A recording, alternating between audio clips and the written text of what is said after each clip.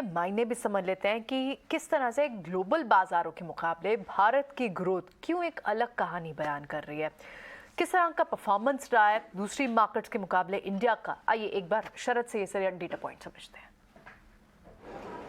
जी बिल्कुल, भारत है आगे और दुनिया है पीछे, लेकिन ये जो इम्पोर्टेंट वर्ड है डीकपलिंग, इसके बारे में मैं बता देता हूँ कि भारतीय बाज़ारों में जो ग्लोबल ट्रेंड के जो विपरीत तेज़ी का चाल है उसको डीकपलिंग कहते हैं। अब क्या इम्पोर्टेंट फैक्टर्स है जो डीकपलिंग को जो है इम्पैक्ट कर रहे हैं, जो कह रहे हैं हम लोग कि आउट परफॉर्मेंस कहें या डीकपलिंग, तो उस पर सबसे पहला आता है महंगाई, इन्फ्लेशन। यहाँ पे भारत की जो इंडिया की रिटेल इन्फ्लेशन है वो थोड़ी सॉफ्टन हुई है, थोड़ी कम हुई है जुलाई के मंथ में, ऑलमोस्ट 6.71% का। लेकिन उसी तरफ अगर आप यूके की इन्फ्लेशन देखें या यूएस के इन्फ्लेशन देखें, वो अभी भी अपने 40 ईयर हाई लेवल्स पे चल रहे हैं। तो आप देख सकते हैं कि कितने हाई लेवल्स पे जो है इन्फ्लेशन, जो है महंगाई जो है आपको देखने मिल रही है यूके और यूएस में। इसके अलावा अब अर्निंग्स पे फोकस करते हैं। जून क्वार्टर की जो अर्निंग्स थी उनकी ईपीएस ग्रोथ पे देखते हैं, तो यहाँ पे भी देखते हैं कि निफ्टी 50 इंडेक्स में लगभग 20% का ग्रोथ आया है। और वही आप S&P 500 इंडेक्स ले लीजिए या यूरो स्टॉक्स 50 ले लीजिए, यहाँ पे सिर्फ 12 से लेकर 13% का ईपीएस ग्रोथ देखने मिला है। अब जीडीपी ग्रोथ के आंकड़े भी देख लेते हैं,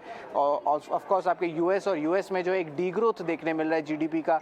हालांकि भारत का जो जीडीपी ग्रोथ है 13.5% का है। तो आप देख सकते हैं कि कितना बड़ा जो है आपको मूवमेंट्स देखने मिल रहा है आपको मैक्रो डेटा पे। इसके अलावा ऑटो सेल्स नंबर्स भी बहुत स्ट्रॉन्ग आए हैं, स्पेशली आपके पैसेंजर व्हीकल्स और कमर्शियल व्हीकल्स के लिए, तो यहाँ पे भी एक अच्छी मोमेंटम देखने मिल रही है। सर्विसेज पीएमआई में भी इंप्रूवमेंट आया है मंथ ऑन मंथ बेसिस पे, जो आपके सर्विसेज की जो इंडेक्स होती है उसको हम ट्रैक करते हैं। और आखिर में जीएसटी कलेक्शंस के बारे में कहूँगा, यहाँ पे भी लगभग 28% ईयर ऑन ईयर बेसिस पे ग्रोथ देखने मिली है। अब ये तो हुई बात आपके मैक्रो की, लेकिन बाजार में कि जो आउट परफॉर्मेंस देखी गई है आप भारत में, निफ्टी 50 इंडेक्स ओनली इंडेक्स है जो आप पॉजिटिव में है, 2% ऊपर है 2022 में। आप निक्केई ले लीजिए, हैंग सेंग ले लीजिए, 4 से 14% का गिरावट यहाँ देखने मिला है। और अगर और भारी गिरावट की देखें बात, तो हैंग सेंग, यूरो स्टॉक्स और इवन नास्डैक, ये तीनों हेडलाइन नंबर्स में भी आप देख सकते हैं कि 18 से लेकर 26% तक का इस साल इस इंडिसेस में गिरावट देखने मिला है।